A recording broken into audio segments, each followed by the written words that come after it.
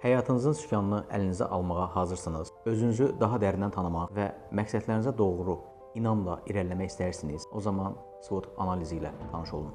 SWOT analizi adını ingilis dilindəki 4 sözdən alır. Strengths, güclü tərəflər, sizi digərlərindən fərqləndirən güclü tərəfləriniz, weaknesses, zəif tərəflər, inkişaf etdirməli olduğunuz sahələr, opportunities, imkanlar, ətrafınızdakı fürsətlər, threats, təhlükələr, qarşılaşa biləcəyiniz xarici maneələr. Bu analiz ilk dəfə 1960-cı ildə Stanford Universitetində aparılmışdır. SWOT analizi həm təşkilatlar, həm də fərdlər üçün strateji planlaşdırma və inkişaf alətidir. SWOT analizi sizə 1. Uzun müddətli plan yazmağa kömək edəcək. 2. Əlinizdə olan resursları ən səmərəli şəkildə necə istifadə edəcəyinizi göstərəcək. 3.